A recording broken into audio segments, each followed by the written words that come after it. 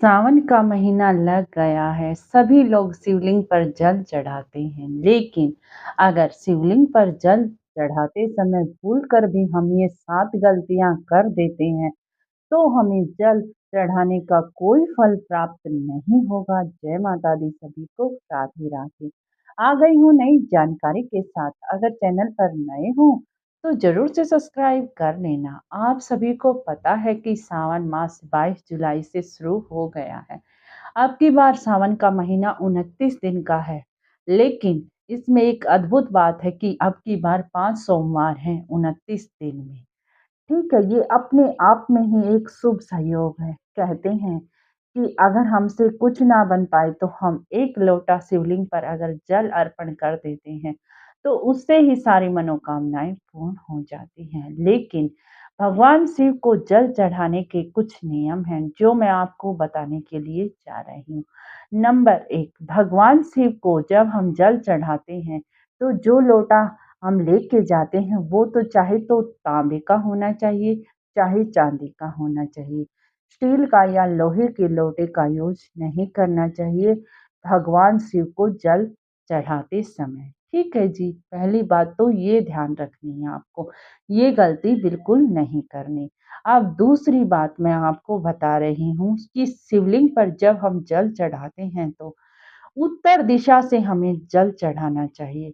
उत्तर दिशा शिव जी की का बायाँ अंग मानी जाती है, यानी कि पार्वती माता को समर्पित होती है उत्तर दिशा। इसीलिए हमेशा उत्तर दिशा की तरफ होकर भी हमें शिवलिंग पर जल चढ़ाना चाहिए। ठीक है? आप तीसरा नियम जान लीजिए कि जी सबसे पहले शिवलिंग की जलधारी की दिशा में जल चढ़ाना चाहिए जी, जहाँ गणेश का वास माना गया है। ठीक है? तीसरा नियम ये है जी। अब चौथा नियम मैं आपको बता देती हूँ कि शिवलिंग की जलधारी से दाईं दिशा की ओर जल चढ़ाते-चढ़ाते आप आए, जो भगवान कार्तिकेय की जगह मानी गई है। ठीक है जी?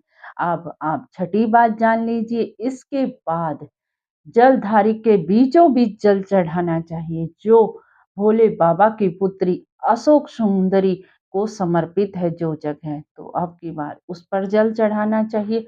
फिर शिवलिंग के चारों ओर जल चढ़ाकर माता पार्वती की जगह मानी जाती है चारों ओर। ठीक है? फिर चारों ओर जल चढ़ाना चाहिए। अब 7वीं बात जान लीजिए, आखिर में आपको शिवलिंग के ऊपरी भाग पर जल चढ़ाना चाहिए। ये है सही नियम भगवान शिव को जल चढ़ाने के। अगर आप ये 7 गलतियाँ कर देते हो, जैसे कि मैंने आपको बताया है, ऐसे ही शिवलिंग पर जल चढ़ाना। अगर आप इस प्रकार जल भी चढ़ा दोगे भोले बाबा को, तो भोले बाबा इतने खुश हो जाएँगे कि आपको मनचाहा वरदान प्राप्त हो जाएगा। इसीलिए सभी माता-बहनों से मेरा हाथ जोड़कर अनुरोध है कि आप इसी प्रकार से भोले बाबा को जल समर्पित कीजिए और सावन मास में अपनी सारी मनोकामनाओं को पूर्ण कर लीजिए।